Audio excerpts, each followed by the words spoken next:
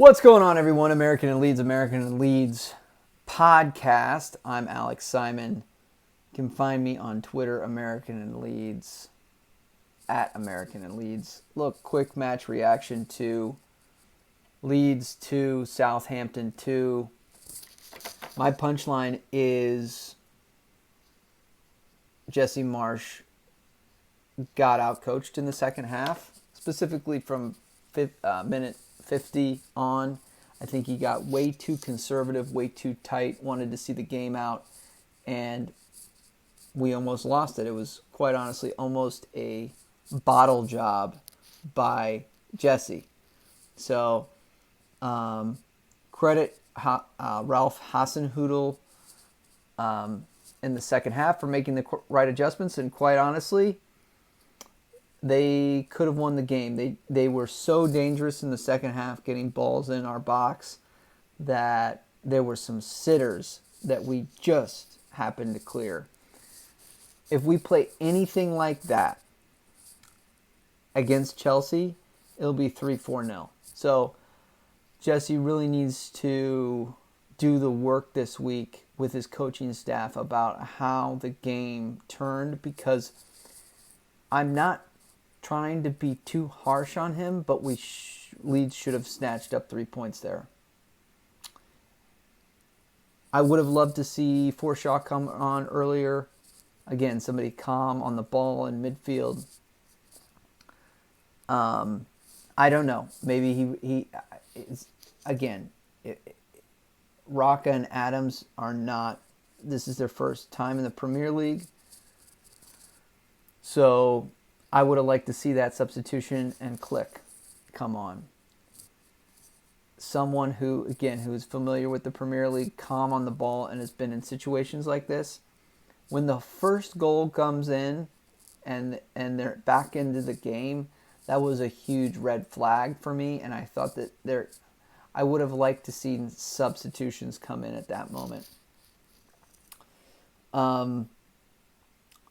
So that's the second half. I also think, we have to start talking about Rodrigo now a lot more. A lot of people wrote him off. He's got 3 goals in 2 games. And I thought the first goal was class. Very, very good. Great movement, great run, great finish, great cross. Everything about that was great football. The second goal was good too. Obviously, he got into a correct position. I thought he was going to be offsides, wasn't. And so you're kind of going Patrick who after Rodrigo. Rodrigo seems to be in form. Before all this, obviously, we lose Paddy Bamford. And Jaffe is not named to the bench. We see James come in, and the entire county of Yorkshire simultaneously goes like this to see Dan James play up front. And look, I don't got nothing against Dan James. I think Dan James is good. I think he should be playing on the wings. Was forced to play as a striker today. The $64,000 question now for the front office is, do we get a striker? I think we're now over a barrel in terms of most teams know that we're thin there. They also know that both of our strikers were not available today.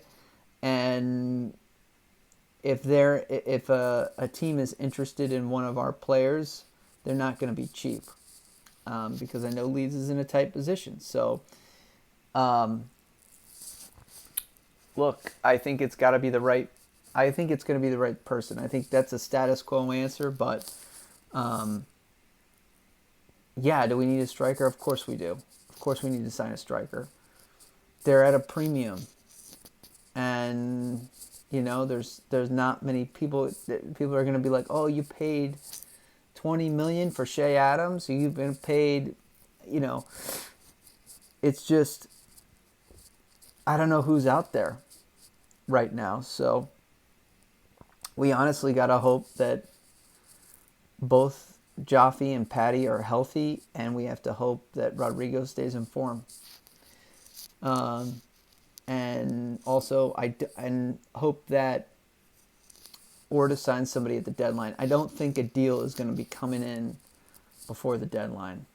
I just think everybody is at a seasons have begun. Points are at a premium now, and I don't think anything's going to get done unless teams are either desperate to sell or desperate to buy. So I think it's going to be a quiet transfer market. I did see somebody got brought in. The striker from Brighton got brought into Forest. He had trouble finishing. I don't know his name off the top of my head, but I know he does trouble. He always puts in a shift against Leeds and scores. But the striker I'm thinking of, but his narrative throughout the course of a Premier League season is he struggles to finish. So, is that the striker we want for $15 million? Maybe not. I don't know. But yeah, the bottom line, the internal work that needs to be done, in my opinion, is on Jesse Marsch. He's got to look in the mirror and figure out what the heck happened, because we had no business losing that game. I hate to be that harsh, but we really had no business losing that game. So I don't know what happened defensively. I know there was a tactical shift coming from Southampton's side. I think we made some tactical shifts too, and then we made tactical shifts, but they were a little bit too late. So, I can say from the guy on the couch in the United States, being a Leeds fan, that I would have liked to see Forshaw come in. I would have liked to see Click come in early, just because they were two individuals in midfield that are calm on the ball and have been in the Premier League and understand how to see these kind of situations out, weather the storm, etc. It's really hard to judge Sinistera. Trying to think who else came on. Very hard to, although I think he had some good ability on the ball. He was, he was clinical on the ball. And I thought Dan James was okay. I thought he was Dan James. So I thought he was good. I like Dan James. I like Harrison. Had some really great runs. And it just stinks. Paddy Bamford came off. Really disappointing. I hope this isn't a reoccurring theme. Sometimes, obviously, with the muscle, he had a ligament in his foot. It was his Achilles, I believe, last year. And you're compensating for it for multiple months. It shifts other muscles in your legs that need to compensate, and now he's got a groin issue. So it's just, I just hope it's not a recurring issue. It's a shame. It's a real shame for his career. I mean, you have to be available. And same thing with Jaffe. I mean, now is the time. He is 20. He's 20 years old. And I don't want to be too harsh on him, but he needs to be available.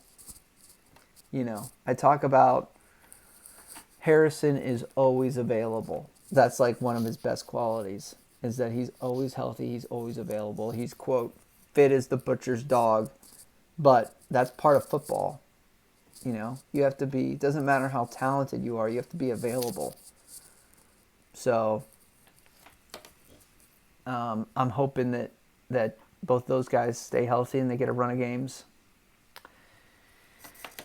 But that's it. That's really all there is to talk about. Of course, we'd love a striker and obviously a left back. I mean, that can, the switch balls, the balls out wide continue to be an issue. We got a lot of yellow cards. That's another thing that's going to be something to monitor.